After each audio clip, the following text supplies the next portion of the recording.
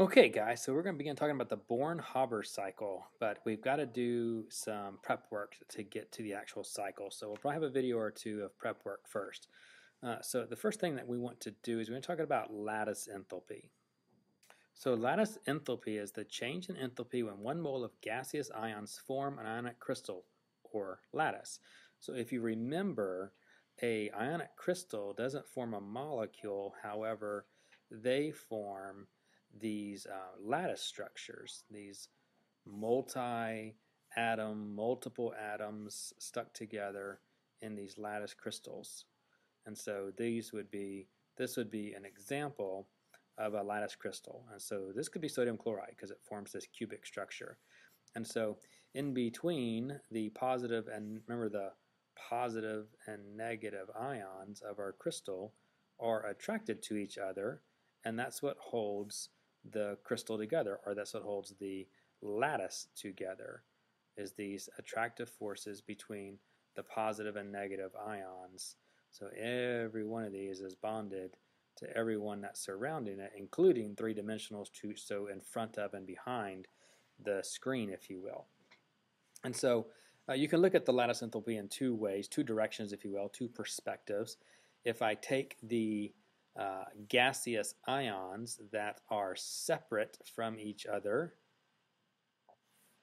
and I make them come together, they are going to make bonds. And so we could go this way or we could go that way. So if I'm taking the gaseous ions and put them together, they're going to make bonds. They're going to release energy. That would be the lattice enthalpy.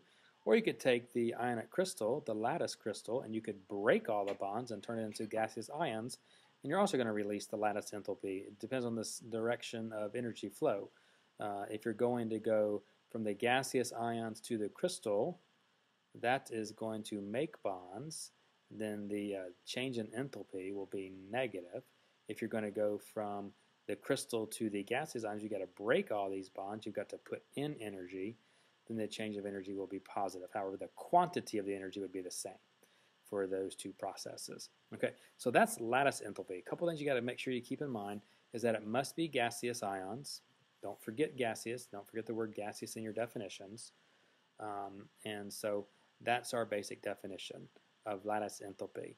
Now, we do want to talk a little bit on a conceptual basis about the differences in lattice enthalpies between different compounds, different ionic compounds, and how that can change. So let's say that we have this situation where we have two substances, and it doesn't really matter what they are. I just want to get you the idea at this point. So here's two substances, and we have uni-positive and uni-negative, one positive and one negative. And then next to it we have some other substance. And let's say that this is a 2 positive ion instead of a 1 positive ion. And we have the negative ions as well. And let's say that they're 2 negative instead of 1 negative. So which of these would have a greater lattice enthalpy, or which would have a lesser lattice enthalpy? And so you ought to be able to, this would be an easy one, you ought to be able to deduce that the lattice enthalpy of this one over here is going to be greater than the lattice enthalpy of this one over here, or the lattice enthalpy of this is less than this, okay? Because we have more charge here. The increased magnitude of the charges on the ions causes them to be attracted to each other with greater force.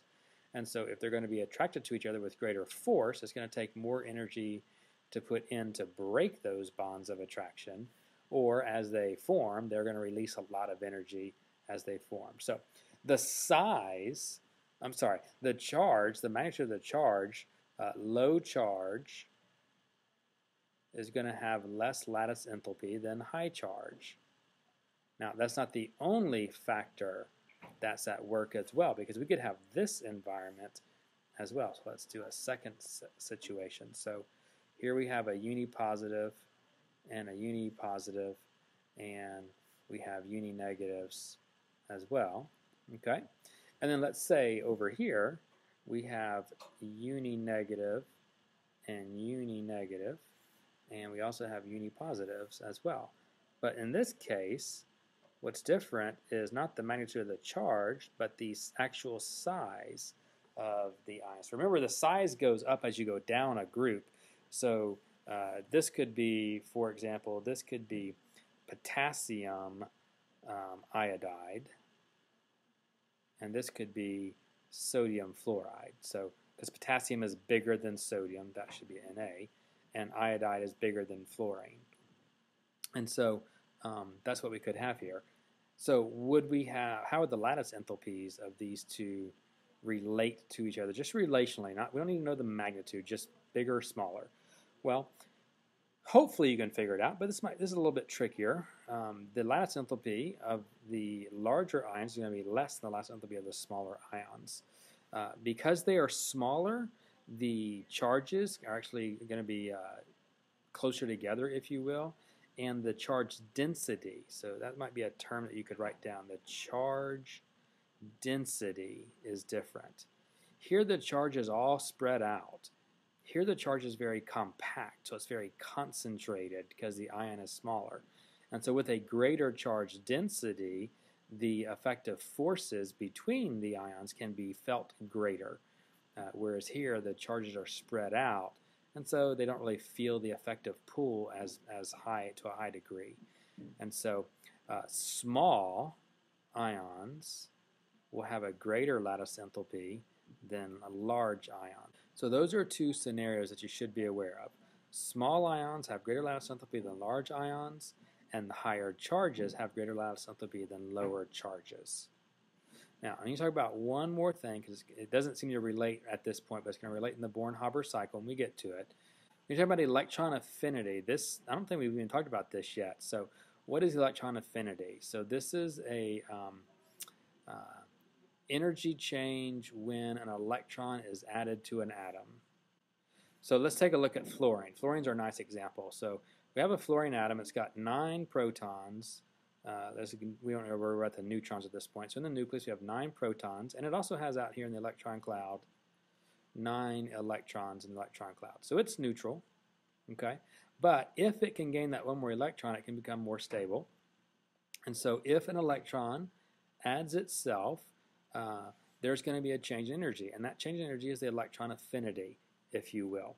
And so in this case, when we add an electron, then we're basically bonding an electron to the atom.